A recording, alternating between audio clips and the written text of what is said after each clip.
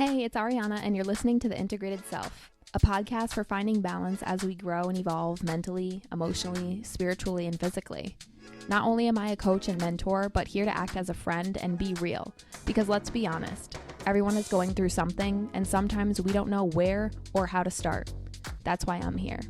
Without further ado, let's get into today's episode. Hi, everybody. Welcome back to the podcast.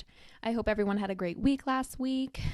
I had such a great time. For those of you guys that actually listen to my episodes week by week, last week you probably heard that I was surprising my best friend at her graduation, and she had no idea we were coming, and I was kind of nervous because everyone knew but her, and it was so hard to keep this secret, but it was so successful when we got there. We all got there at the perfect time for the ceremony. So when we got there, we just sat down immediately at the ceremony. We had no time to even talk or meet up anywhere. And when we first sat down, like, she came in and she sat down in the on the court. It was in the auditorium or the basketball court, and we were all sitting up high on the bleachers, so she had like a direct view of everybody, and she knew where her family was sitting, and of course we sat with her family. And it was so funny because, for those that don't know, my best friend that I'm talking about is my boyfriend's twin brother's girlfriend. So our boyfriends are twin brothers, and she met her boyfriend a year after I met mine. So we've been super close the past 5 years that we've been dating these twin boys, and I sat directly in the middle of both of them. So it's so funny, like, the way that it happened, where we were trying to get her attention and we were like waving, and she kept looking over at us, and I thought she saw us, but she never did. And then eventually my boyfriend like reached his arm way up high, like right when she looked over, and no one else was really doing that, so it caught her attention. But she didn't know, like, she was processing what was going on because she thought that my boyfriend was her boyfriend, like, just from being so far away and kind of seeing, like, at first glance just one of them. And then you could see like her eyes kind of going down the row because she saw both boys there. And then one of her friends that she knew was there the whole day also had dark brown hair, just like I do. So at first glance, she said, when I first saw you guys, I saw Dom, which is her boyfriend, but then she's like, I saw a brunette in the middle, and I was so confused. And so eventually you can just see her kind of processing, like loading, like her brain is just loading. And then all of a sudden her jaw just drops to the floor. And I start cracking up because the way that her face looked, it was like the best surprise ever. Like, she really had no idea. And she was so excited and so just overwhelmed. And so the second that she's like, her mouth is open and she's like, oh my gosh. And then she immediately just starts bawling her eyes out. And then I start feeling bad, and I'm like laughing at her at first because I'm like, oh my gosh, of course she's bawling. And then I start crying because now I'm like, oh my gosh, I didn't realize it would mean this much to her. Like, I knew she would love it and be so excited and so grateful that we surprised her. But she was so overwhelmed with like being surprised that she started crying, and then I started crying. So everyone around us probably had no clue what was going on, but it was so funny, and she was just so like elated that we were there. It was the best thing ever. I haven't really been able to do that before, like surprise people. That's like one of my favorite things to do. So it worked out, and she graduated, and it was such a quick trip for us last weekend. Since her graduation was really late, we ended up just celebrating at night. We got some drinks with her family, and then we really just woke up the next morning and headed home. So I hope you guys had a great weekend, a great Mother's Day. Happy Mother's Day out there to all the mothers. And we're just going to get right into today's episode today, which is all about people pleasing. Yes, I'm calling you out. I'm just kidding. But am I? I don't know. So anyway, for those that don't know, I am a former extreme people pleaser. And I'm so glad that now these things are being talked about more and more, especially on social media, and that people kind of understand like what people pleasing is, right? Like, back then when I was a teenager, I had no idea what that meant. I just thought and like literally prided myself on the fact that everyone loves me and I'll be there for anyone. I'll drop anything for everyone. I used to like in college, especially since there were no parents or anything to keep me in check, I like if my friends had something happen, like they, something dramatic happened when we went out one weekend, or, one of them has this whole dramatic situation with guys or whatever it is. And like anytime that my friends had something and I had something going on, I would drop whatever responsibilities I had to be there for them. And I always thought like that's amazing of me. Like I'm such a good person, and like I'm showing my friends that I'll like nothing matters besides them, right? Not realizing that I should matter too. You know what I mean? Like if my friends one night, they got into a fight with one of their boyfriends or whatever, and she starts drinking wine and she's like, I'm just going to drink wine tonight. I'm not doing anything. I'd be like, "Oh, me too, and neglect all of my schoolwork and my responsibilities." Now, don't get me wrong. I was a very good student. Like we were all science majors, pre-med, like we all had our crap together. But when it came to stuff happening, like I found myself just not caring about what's on my plate, what's my responsibilities, because I would just think, oh, my friend needs me and I have to be available for them, even though they never said that. Like they never cared. They would never shame me if I had to go do something for myself and they were hurting or going through something. They totally understand it's not about them. It's more so about me, right? And that's what people pleasing is. It's this feeling that, even maybe had started when we were kids, where our immediate family structure, maybe our parents, or maybe even just when we're a little bit older, we realize that there are these things that we're not getting from our family, from our parents, right? Emotionally, like validation, like being seen, like being valued, right? Like us feeling like we matter. So people pleasing really comes from this low self-esteem about ourselves. It's like we feel like we need to prove or show others, right, that we're there for them to ultimately get something in return for ourselves, right? Maybe it's not even that you want to get something in return. It's that you're avoiding conflict. So you're like, okay, I guess I'm just going to go over my parents' house today, because if I don't, then I'm never going to hear the end of it. But at the end of the day, that is people pleasing, because you don't really want to go there. And you're saying, I'm just going to go to basically check it off my list and say that I was there, so that they don't bring up this conflict that I wasn't there, right? So it's kind of like there's a bunch of different reasons and causes as to why we people please, but it's essentially like this lack of either, we fear something. We might fear rejection. So we, still date the same guy because we don't want him to reject us. So we still go out on these dates, and meanwhile we're telling our girlfriends or our friends or whoever it is, or maybe you're a guy and you're going out on all these dates with the same girl because you're thinking, well, I don't want to be rejected by her, so I'm just going to keep coming out on these dates. Even though you don't really vibe together, you're both kind of just saying yes, like we'll go out on another date, because neither of you guys wants to feel rejected by the other, right? Maybe you feel like you're disappointing other people. So going back to the other example that I mentioned about, having plans or being invited somewhere and you don't want to go, but you know that those people are going to say something, or they're going to think something of you, or you're going to think that you're disappointing them if you don't go. So you just go anyway, which is essentially like putting yourself in a situation that you don't want to be in, right? So you're making that sacrifice to please them, because you know that if you don't, something else is going to be thrown back at you, whether it's a comment or whether people are going to think like, oh, you don't care about us or whatever it is. And you value that more than the fact that you just don't want to go, right? So there's so many different examples of people pleasing, and all of us, are different with this. So while I was going to say in the beginning of this episode that a lot of us are people pleasers, but that can be shown and exhibited in many different ways. So, for me, for example, I was people pleasing by putting other people before myself, which is essentially people pleasing, but I would do it in a way where it's because I never wanted people to have a negative opinion of me. So essentially, when I was people pleasing so much, I realized that I was essentially doing things, seeing people, partaking or whatever it is in things that I genuinely didn't want to be at.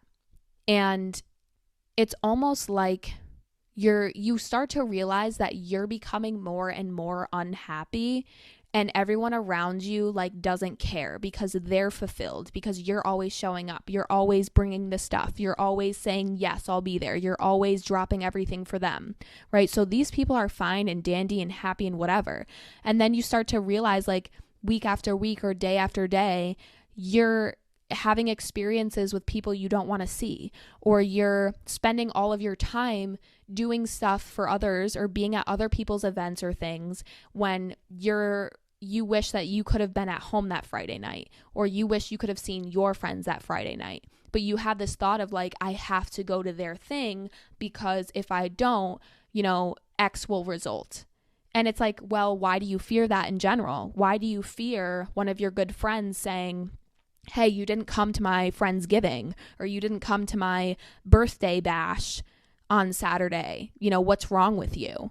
And it's kind of like at that point, what are we really fearing? We're fearing backlash. We're fearing people that we love and are always there for to judge us and shame us for not being there for them when we literally are all the time, right? So it's kind of like once you realize what you're sacrificing and you kind of weigh that in with what you fear from those experiences if you didn't go, it's kind of like, which is worse? Is it, can I deal with those conversations if one of my friends gets upset? Like, I'd rather just stick it to her and be like, hey, yeah, I said I couldn't go because I already have plans with my friend that night. Like, I'm not just going to drop my plans with my friend because what, you think that you mean more to me than my other friends? Like, now you're asking me to pick between my friends and make you feel like you're more important than them, when in reality, no one's more important than anyone else. It's just I already had plans, right? And also, if your friend is going to react that way, or your parents or whoever it is going to say something, that kind of is a really good indicator of reevaluating that relationship, because essentially we don't really want to be, it's your decision, but I wouldn't want to be friends with or spend a lot of my time with somebody who just expects me to be there at every beck and call or every event and thinks that I have nothing else important of my life, and nothing important for me to do or in my life that I also have to juggle along with their life.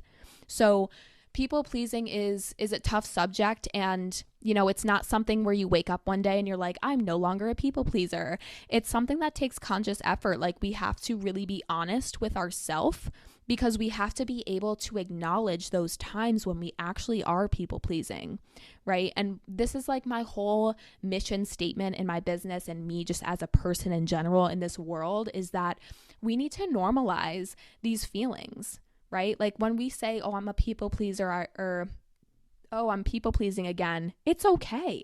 It's okay that you're people pleasing. It's okay that you're doing that, right? There's a reason why you feel the need to do those things, and reasons why as to like how you started feeling this way in the first place. So there's nothing wrong with you. It's okay if you find yourself people pleasing and you're like, dang, like it's just somewhere to grow from. And so there's no like shame or guilt that we have to feel about ourselves if we do these things. If we feel like we are people pleasers, that's okay. It just speaks to some aspect of us that has been maybe neglected or avoided. There's some sort of feeling that we have within that isn't felt often or isn't validated within ourselves, right? And the more confidence and the more we can get comfortable listening to ourselves and asking ourselves the questions like, do I want to go, right? Am I sacrificing my energy, my time, or my plans for someone else, right? How does that make me feel? Do I want to go to this event or not? And what do I think will result if I stand up for myself and just say, I'm not going to be there? Like why are we so fearful of saying no, of saying not tonight, of whatever it is? So like I said before, I loved being known as the one that everyone could rely on 24/7. as even a teenager and young adult, I felt like I was carrying like everyone and everything on my back. And I thought that spoke to strength and responsibility and amazing characteristics that I have about myself. But in reality, I was kind of using that as an illusion to block what was really going on, which was the fact that I would rather at the time pour my energy and focus and attention on everybody else because I felt like I didn't deserve it from me. I was so used to fixing and helping and doing things for others outside myself. Even when I was a kid, I felt like I was programmed this way to constantly read the room, to constantly see what anyone needed. If someone was upset, if someone, was stressed out, what can I do? What can I do? And I started to kind of program myself unconsciously, of course, as a child, to be an adult, to be there for others, to be there for other adults, as if like they couldn't stand on their own 2 feet for themselves and recognize that they're an adult going through an obstacle or a struggle, but it's not my responsibility to carry them through that either, right? So it's almost like we begin to people please so much, especially myself, that I felt like I was constantly like holding other people up around me, but meanwhile, like my legs were numb. You know what I mean? Like I wasn't even standing up myself. I was just like helping others, be happy and all these things, but I wasn't asking myself, like, am I happy? Like, what about me? You know what I mean? Like that wasn't even a thought in my mind. So when you begin to practice and being aware of when you are people pleasing, it's very amazing to see what starts to happen in your life when you start to realize, okay, I'm kind of like expending too much energy for this person, or I have stuff to do and pay attention to in my own life. I'm going to just kind of reel my energy back in. So it's just kind of like with people pleasing, we learn to put others' needs before our own because we think that that's what will meet our needs. So it's like, oh yeah, I'll go do all this stuff for all these people because what's going to result from that is like everyone being like, thank you so much for coming. Oh my gosh, thanks for being here, all this stuff. And that's validation. That's essentially what we think is going to make ourselves feel good. But what we don't realize is once we flip the script and can validate ourselves, we don't really need to go outside of ourselves to get it from other people. So of course you can help people as much as you want, but ask yourself why you're doing it and if you have any emotional voids at that time. So it's kind of like, for example, we were going to my boyfriend's parents' house for Mother's Day, and I found myself feeling like I needed to get like every single woman in the family something for Mother's Day, even though we were just going to go get something for his mother and his grandmother. But he also has a sister and a sister-in-law and everyone. And like, I found myself kind of feeling guilty when I realized like, okay, I didn't get every mother something for Mother's Day. But in reality, first off, I know his family and I know that no one actually cares. If they did care that they didn't get flowers from us, that would be a little too much, if you ask me. But my point is that I found myself sitting there thinking like I had to do more and do more for what, and then I started thinking like, why do I feel this way? Like, what do I fear? What's the fear here?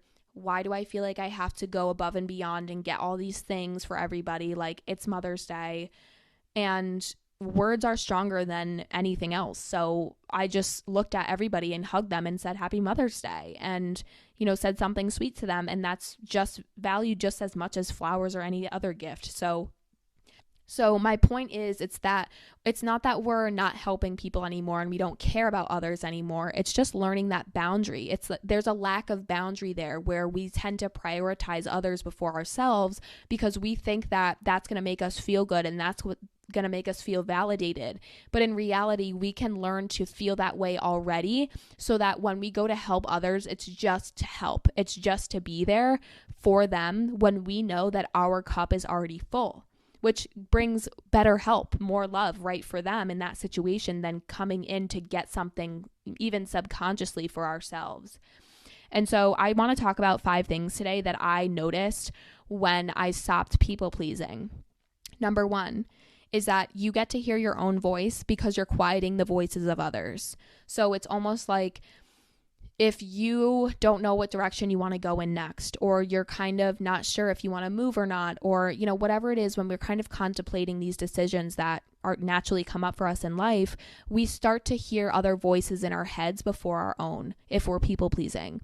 So it's almost like, okay, yeah, I want to move across the country, but if I might not want to do that because now I'm hearing, everyone, all my family members saying, what? We don't fly. How could you do this to us? All these things. It's like you listening to what other people expect and want from you because maybe you're in fear of what they'll think or what they'll say to you if you say, yeah, we're moving across the country. So when you stop people pleasing and you start to say, you know what?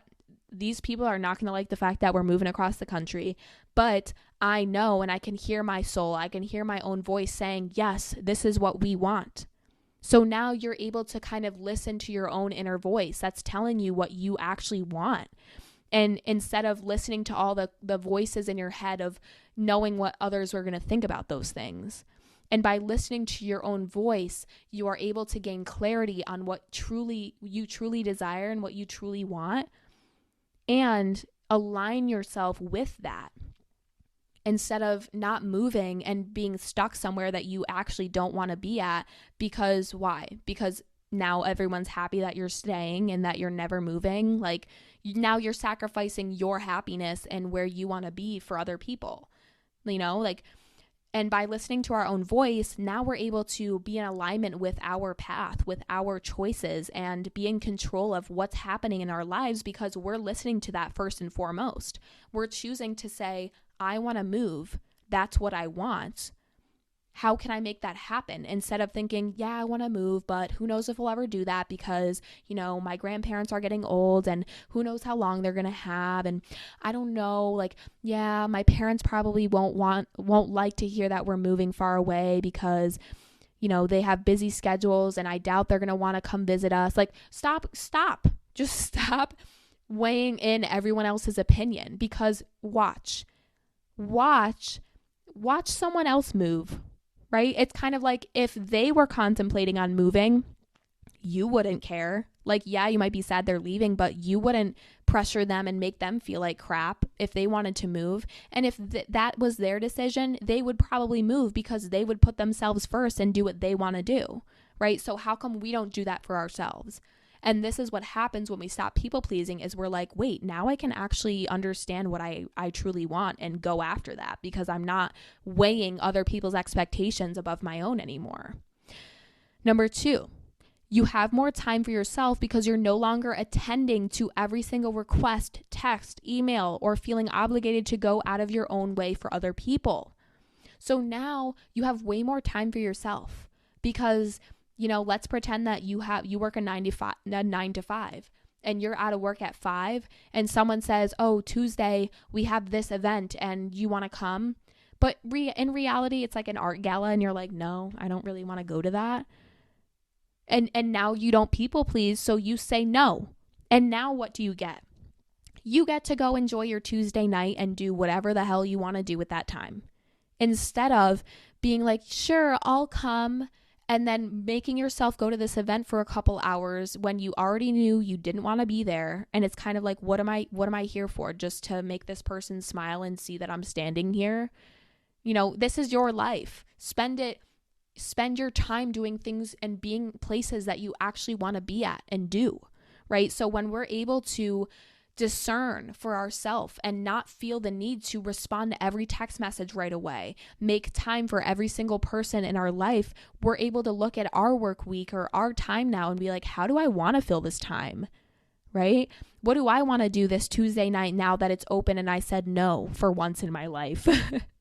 Right? You get to spend this time immersing yourself in your own freaking life and connecting with yourself and doing things that make you happy. So maybe that Tuesday night you got together with your boyfriend or some girlfriends and you went out to dinner, and that was a way more enjoyable experience for you than showing face at some art gala that you don't even really know, and that person that invited you is talking to all the other artists, right? So it's like, what, I'm just here to support, but it doesn't really matter if I'm here or not kind of thing, right? And it doesn't matter even if you were there to support and you couldn't make it and you had something else to do. That's on you. Like, that's your life and your decision, and it's okay to say no sometimes, right? And now we get to like do stuff we actually want to do. And this is where I think a lot of us find ourselves miserable, and it's because we're expending so much energy on other people, making sure, okay, we saw the brothers, okay, we saw the in-laws, okay, now we got to make time for this baseball game or that person. And it's like, what are you doing? Are you even doing your own hobbies? Are you even spending your mornings or your evenings the way you want to do it? Like, when are we going to start living our own lives, right? Number 3, when you stop people pleasing, your practice with boundaries gets better and better because you're learning to say no. Right? The first time we say no, it's terrifying, especially if we've had no experience saying no. The second time we do it, it's kind of like, okay, I'm getting the hang of it, right? And it just keeps building and starts to get easier to eventually you get to a place where you don't feel guilty at all for saying no, because you feel so confident and so secure in yourself that it's like, no, I don't want to go, or no, I can't make it. Why am I going to reschedule my whole week to make it to your one event when I already have things that I'm doing for myself? And by learning to say no, you not only is the guilt starting to dissipate, but this brings healing to your inner child, especially if you were a people pleaser as a young child, because now your inner child is going to feel like you're honoring them, you're sticking up for them, you're protecting them, you're making sure that they're happy, because now you're saying, no, I don't want to do that, I'm not going to be there, I don't have time for that, whatever, and choosing to go in the direction that you want to go in. It's very healing for your inner child. Number 4, you're able to learn that not everyone will like you, and that's okay. You move forward validating yourself, so you no longer carry other people's opinions of you anymore, right? So let's pretend you do say no to something, and that person freaks out because they're so used to you saying yes all the time, and so when you say no, they're like, they turn their head, they whip around, they're like, what did you just say? And you're like, yeah, I can't make it on Saturday. I already told my boyfriend we'd go to dinner that night, right? And they're like, what do you, are you kidding me? Like, you always come. You always come. I should be a paid actor. And you're like, yeah, like I said, no, right? And you're able to build these boundaries, and you're able to understand, you know what? It's okay if you're pissed that I said no, because I stand by that. And I want to go out to dinner with my freaking boyfriend, right? So it's like learning these things, learning to say no and being okay with that, learning that people might be pissed by the decisions we make for ourselves, but it doesn't freaking matter because it has nothing to do with them. I'm making this decision for me, not you. Because if I was making this decision for you, I would be coming, right? I would be saying yes. I'm saying no this time, right? And that's for me. And you begin to be okay with others disagreeing or being like, I don't understand why she's not coming, blah, blah, blah. And you're just sitting at home like, hell yeah, I'm freaking happy tonight because I'm not there. Because I'm not somewhere I don't want to be, And it begins this, you also build the self-trust within, because it's like, now I trust myself to put myself in environments and around people that I actually want to be at, instead of not having enough trust in myself to say no and then like saying yes and then ultimately paying the sacrifice of being miserable at an event, or, regretting saying no or saying yes because now I'm like, wait, why am I even here? Why did I choose this over something else? So we begin to be okay with knowing people are going to not like us. People are going to be out there, maybe talking about us and how we didn't show up, but whatever, it doesn't matter. This is your life, and you deserve to be doing things and spending your time with people and things that you love doing. And if something's not an immediate yes, it's a no. That's just the energy I'm in right now, especially now.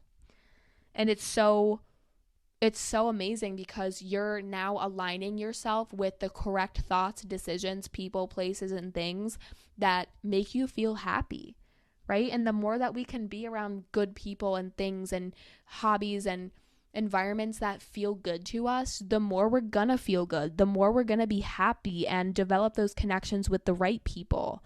People pleasing is such an amazing like thing to overcome, because you develop this personal power within, this confidence, this self-trust, where you know, okay, I'm going to put myself in situations and around people that I feel good around, and I trust that I can say no. I trust myself to not allow myself to be in situations that I don't want to be in. And if you know that about yourself and you feel that way towards yourself, you're now kind of like, you feel limitless, because it's like, I know that I'm going to curate a life that feels freaking amazing, especially after years or even a whole lifetime of using your time and energy for other people. You know, it's like, once this validation and this self-worth and this self-esteem is built up within, you start to really discover like what feels good, what doesn't.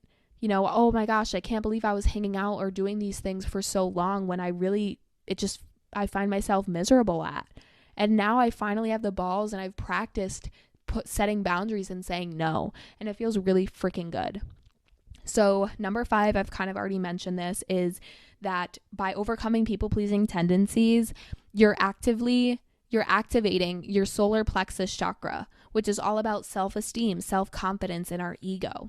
So through healing people-pleasing, we're bringing in more balance energetically, mentally, and emotionally. We're developing the self-empowerment, the self-confidence within to be able to trust what we want to do, be able to trust ourselves to stand up and speak up and say, no, I'm not coming, or no, I won't be there. No, I can't do that for you. You know, like, I used to cancel stuff around all the time and schedule stuff for other people. And it's like, at what end does that stop? So I want to end this episode today just kind of with a couple of reminders. So understand that this is a process, overcoming people pleasing, because it's so innate. Like, it's thoughts and feelings that are so innate to us that we have to start being honest and like slow down in situations and recognize when we start to feel this urge to like please other people before we please ourselves, right? So hold space and compassion for yourself. Recognize this is a process. It's something to learn about yourself and to work through. And that's okay. It takes time and it takes effort to like think, okay, you know, so-and-so texted me and I'm finding that I really feel like I need to respond right now and figure this out. But, you know, I'm at my child's doctor's appointment. And in reality, I don't have time to sit down and figure out, you know, this situation with them. So don't. See the text, put your phone back in your purse or put your phone back in your pocket and challenge yourself to not respond, right? That's like learning to not immediately like feel like we have to tend to everyone else's texts and emails and problems when they come up unexpectedly, when we already have stuff to deal with that's in our own life, right? So healing isn't a straight line. It takes practice. So challenge yourself. Challenge yourself in tiny situations, just like the one I mentioned, where you kind of feel like, okay, maybe I'm sacrificing my evening. You know, maybe I'm sacrificing my client calls.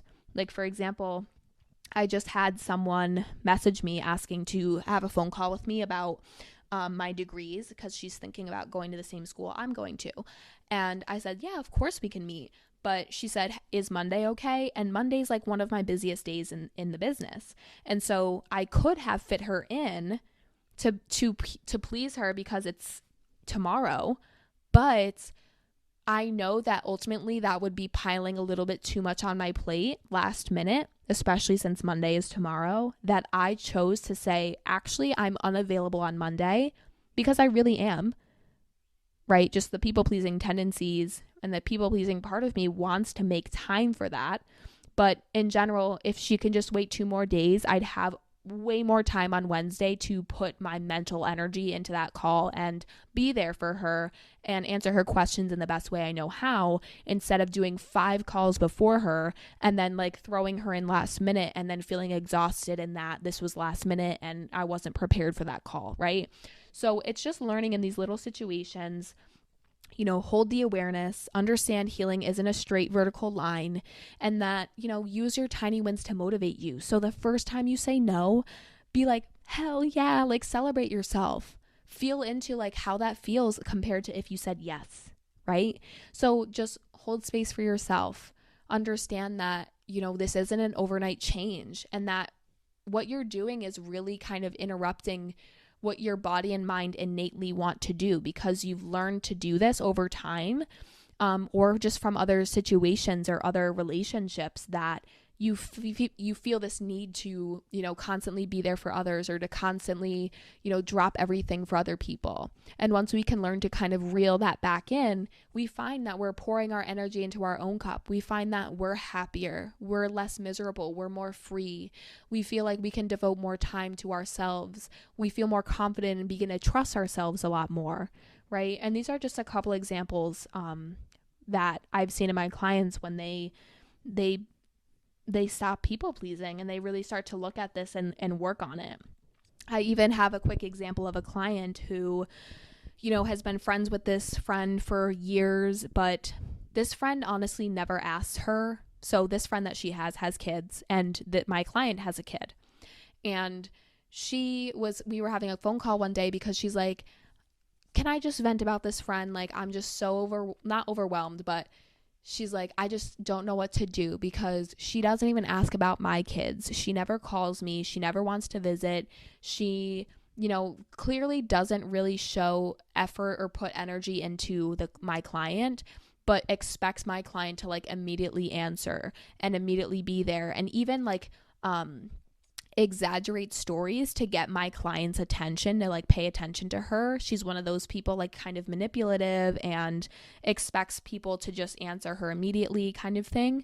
And my client was like, I can't do this anymore. Like, why would I sit down for 2 hours? Because she asked her to call her later that night. And she's like, why would I spend my evening on the phone talking about her for 3 straight hours? I know that she's not going to ask about me. And if she does, it's going to be real quick. But, she doesn't ask about me. She didn't call me on my birthday. She didn't say Happy Mother's Day to me, but I said it to her. It's kind of like this completely unequal give and take. And I said, she's like, I want to block her, but part of me feels guilty for doing that because what if she needs me? And I said, well, what's one time that she has called you and actually does need something from you, other than just your attention and your sympathy? And she was like, really, never. And I said, is there any other way she can contact you? And she's like, yeah, she has my email and on Instagram, but I don't really go on there that often. And I said, well, how about you do block her number, because that way that she can't just blow up your phone anytime and then you see those messages and then question and read them and then wonder if you should reach out or not. Just block her so that her energy isn't coming into your field, at least through text message. And if she really needs you and has something to say and it's very important, she can send you an email, right? Or she can DM you on Instagram. But it's really not helping you at this point to continue to like allow her in and answer her and like feed into this nonsense when you're starting to realize, especially, that you are getting overwhelmed or stressed out or annoyed by this. Because who wants to be friends and, pick up every message and everything for somebody that never asks us how we are, or wishes us a happy Mother's Day, knowing damn well that we have a kid, stuff like that. It's just very inconsiderate. And it's very obvious that this friend knows that my client would be there for her. So she kind of just like knows like, oh yeah, she'll call me. Like if anything happens, I can always count on her because she always answers. And it's like, right, but you're not really friends with this person because you're not really talking unless something's wrong and she needs you, right? But then what happens is anytime that something happens, she over exaggerates the story to get my client to be freak out and worry about her, and then just ghost her. Like she doesn't even answer. She doesn't even say like she'll text my client and be like, oh my gosh, so-and-so's in the hospital. And then my client will be like, oh my gosh, no way. Is everything okay? Do you need anything? Like, do you need me to come? Like blah, blah, blah. And then she'll just never answer her message. And it's like, if it were that important and if it were that true, you better answer your friend, right? That's like me telling my best friend, like, oh, my kid's in the hospital. And then her being like, oh my gosh, no way. Do you need me to come? Are you okay? Like, what do you need? Like blowing up my phone. And then I just never say anything, right? She'd be like, excuse me, are you okay? Like, is your kid okay? What happened, right? But this is what she does just to get her attention. And it's really like, my client is like, I can't do this anymore. And I was like, I do not blame you. Block that. Block her number.